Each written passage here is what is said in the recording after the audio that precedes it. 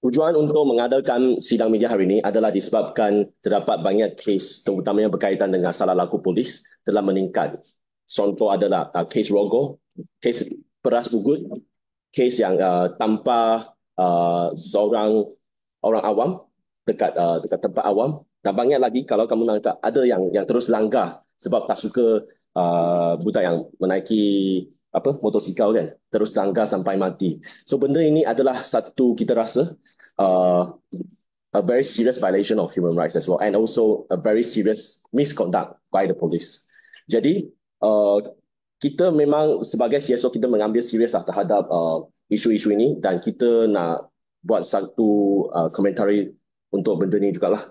So kita rasa Polis Diraja Malaysia sebagai agensi penguatkuasa terbesar di Malaysia sepatutnya menjadi pelindung kepada masyarakat, dan tetapi dalam kes-kes yang saya menyatakan tadi, dia pegawai-pegawai tersebut telah menjadi si pelaku untuk mengancamkan keselamatan awam. Dan kami berpendapat bahawa kes-kes ini tidak boleh dilihat sebagai jenayah individu saja, tetapi dia adalah satu fenomena yang didorong atas budaya bebas daripada hukuman, culture of impunity, dan juga dalam pasukan polis, dan kekurangan langkah-langkah pencegahan yang efektif. Dan trend ini juga menunjukkan bahawa mekanisme sekarang adalah mekanisme untuk pengawasan polis adalah kurang berkesan. Ya. Dan sebenarnya kerajaan mempunyai peluang emas untuk membaikikan fenomena ini. Terutamanya mereka boleh menambah baik mekanisme pengawasan polis iaitu IPCC. Namun cadangan-cadangan yang diberikan oleh pihak masyarakat sivil tidak diambil peduli. Ya. So sepatutnya IPCC adalah untuk kita adalah prinsip asal dia sebenarnya datang daripada IPCMC. Tapi kalau kita lihat struktur dia, dia tidak memenuhi semangat IPCMC, dan dia tidak mempunyai kuasa penguatkuasaan, dan juga tidak mempunyai kuasa menyiasat terhadap isu-isu yang kita kata salah laku polis lah. Ya. So IPCC sepatutnya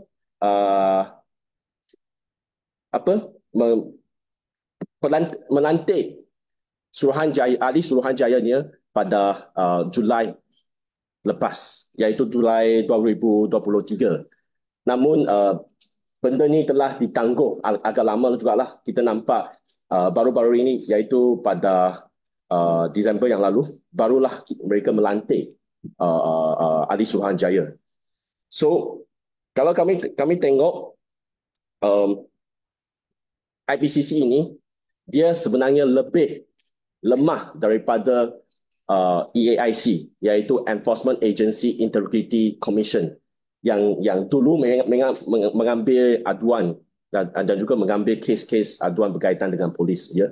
Sebab EAIC, contoh, mereka masih dulu EAIC boleh melakukan lawatan lock-up, dan mereka boleh meminta mereka untuk memberi keterangan. Ya. Tapi daripada kita tengok IPCC pula, walaupun mereka boleh buat benda tu, tapi mereka perlu memberi notis kepada polis sebelum mereka melawatkan lock-up, dan juga mereka tidak boleh meminta polis untuk membagi keterangan selagi polis merasakan ia adalah bercanggah kepada keselamatan negara. Mereka boleh pilih untuk berdiam diri. So ini adalah, kita kata, harimau tanpa garing. Yeah? It's a toothless tigers institution. It's just a referral commission to get all those complaints, but they cannot do anything. So kami berpendapat bahawa tidak kira betapa cekap ataupun betapa berpengalaman ahli Suruhanjaya tersebut, kami khawatir kekurangan IPCC secara struktural hanya menjadikan IPCC ataupun sebagai satu referral commission, ataupun ibarat harimau tidak bertaring lah.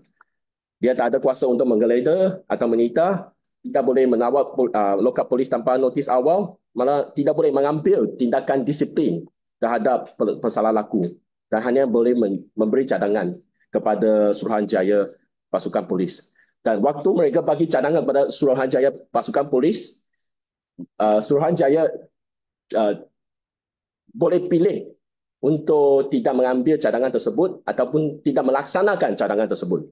So, even though IPCC can suggest the Suruhanjaya Pasukan Polis untuk melakukan sedikit penambahbaik atau macam mana untuk mengambil tindakan terhadap si pelaku atau pegawai polis yang terlibat daripada kes salah loku polis, tapi mereka boleh pilih untuk tidak peduli cadangan tersebut, ya. Dan tapi walaupun bagaimanapun kami nak menyatakan pendiri kita adalah kita masih bersedia untuk bekerjasama dan kita mencadangkan satu mesyuarat antara CSO dengan IPCC untuk diadakan pada masa yang terdekat untuk mencarikan jalan dan memastikan institusi ini dapat berfungsi sekurang-kurangnya secara efektif.